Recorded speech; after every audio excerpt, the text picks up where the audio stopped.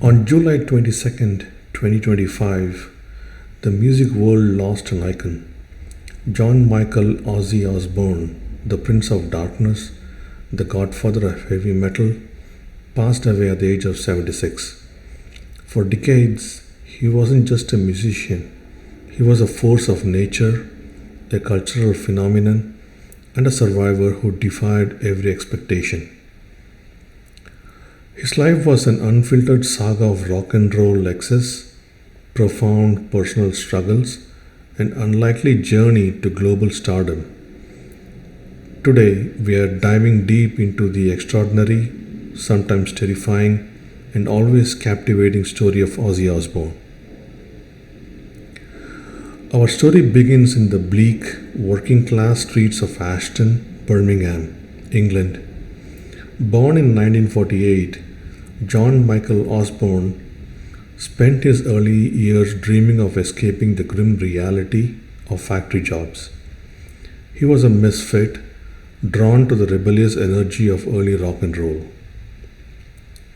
In 1968, fate brought him together with the guitarist Tony Iommi, bassist Geezer Butler, and drummer Bill Ward. They formed a band initially called Earth, but soon changed it to Black Sabbath. And with that name, they didn't just play music, they forged an entirely new genre. Black Sabbath became the architects of heavy metal. Their sound was unlike anything before it, dark, heavy, ominous.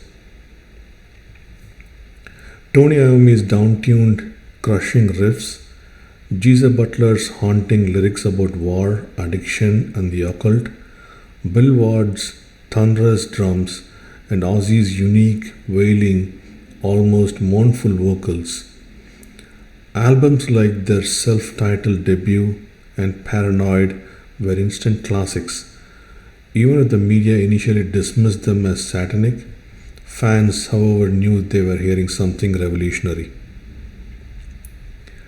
But the grueling schedule and overwhelming substance abuse took their toll. In 1979, after years of increasing erratic behavior, Ozzy was fired from Black Sabbath. His career seemed over, his future uncertain. That's when Sharon Arden, his soon-to-be wife and the daughter of his manager, stepped in. She became his manager, his lifeline, and the driving force that reignited his career. Sharon helped him assemble a new band, and among them was a young, virtuoso guitarist named Randy Rhoads. Randy was a revelation. His angelic appearance belied his ferocious, classically influenced playing, and together they created Blizzard of Oz in 1980. Hits like Crazy Train and Mr. Crowley proved Ozzy was back, more vital than ever. But tragedy struck in 1982. Randy Rhoads was killed in a horrific plane crash. It was a devastating blow that nearly broke Ozzy, leaving an emotionally wound that never truly healed. Despite the personal turmoil, Ozzy's solo career soared, and with it came the infamous incidents that cemented his Prince of Darkness persona. The dove biting in a record label meeting, the shocking moment he accidentally bit the head off a bat thrown onto the stage, believing it was rubber. There was even the time he was arrested for urinating on the historic Alamos cenotaph. These weren't just stunts, they were a chaotic extension of his wild, unfiltered stage presence. He was the undisputed king of shock rock. By the early 2000s, just when you thought you knew Ozzy, he did the unthinkable. He became a reality TV star. The Osbournes, which debuted in 2002, was groundbreaking. It invited cameras into the chaotic, expletive-laden, yet undeniably loving home of Ozzy, Sharon, and the children Kelly and Jack. The show was a massive hit. It introduced Ozzy to an entirely new generation, revealing a bewildered, often hilarious, and surprisingly relatable family man behind the demonic stage persona. The Osbournes was truly unfiltered.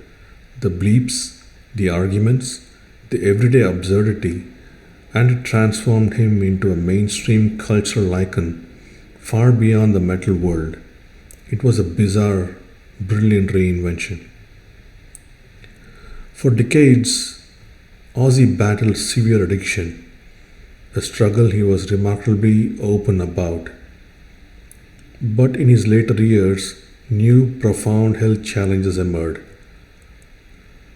In 2003, he was diagnosed with Parkinson's disease, a diagnosis he publicly shared in 2020. This brought him with tremors, nerve pain, and increasingly mobility issues.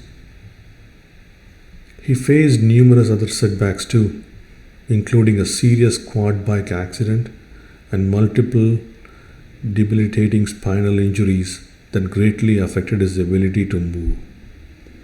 Yet through it all, his resilience shone. He refused to be defined by his ailments, constantly expressing his desire to get back on stage, to make more music. Just weeks before his passing, he delivered a memorable farewell concert in his beloved Birmingham, a testament to his unbreakable spirit. Ozzy Osbourne leaves behind an immeasurable legacy. He was instrumental in creating an entire genre, his voice instantly recognizable, his albums selling millions worldwide. Beyond the music, he became a symbol of rebellion, a testament to human perseverance, and an unlikely reality TV icon. The Prince of Darkness may have passed, but his unfiltered saga, the music, the madness, the unexpected tenderness will echo through generations. There will truly never be another like Ozzy Osbourne.